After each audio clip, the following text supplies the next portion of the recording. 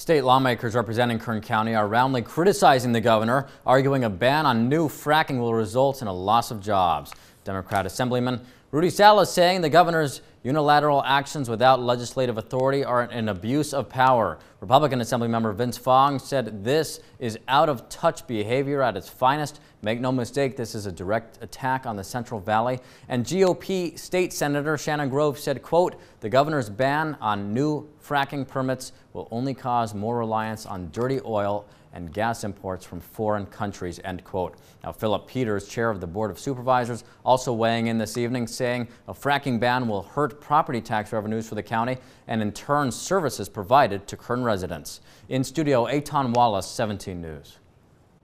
All right, Eitan, thank you. And joining us now from her offices in Sacramento via Zoom, Kathy Reheis-Boyd. She is president of the Western States Petroleum Association, one of the largest oil industry trade and advocacy groups in the western U.S. Kathy, good evening to you. Thanks for making time for us tonight.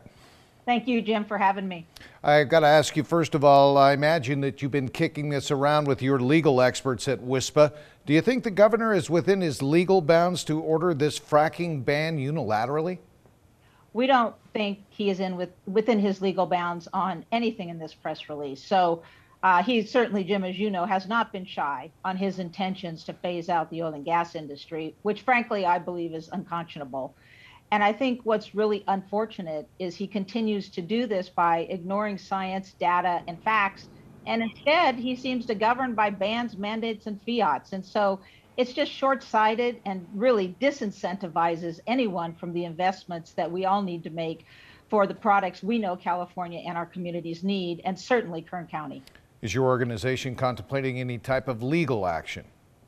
I think we will stand strong with the families and the hardworking individuals in this industry on all fronts dealing with this executive order or this press release. And yep, as your previous speakers and quotes have said, as you know, this must be a governor who supports importing crude oil from foreign sources that don't have our environmental regulations or value.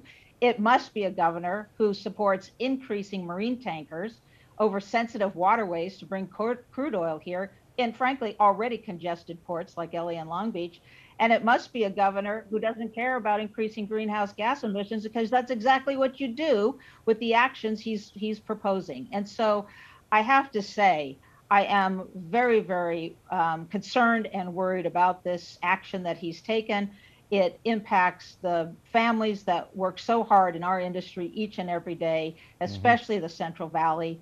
And it increases the cost of energy at a time we're coming out of a pandemic and trying to be in economic recovery, which we've been essential services from day one.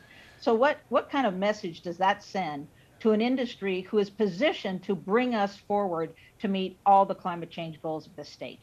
Kathy Reheis-Boyd, president of the Western States Petroleum Association, thank you for your time tonight. Thank you, Jim. Okay.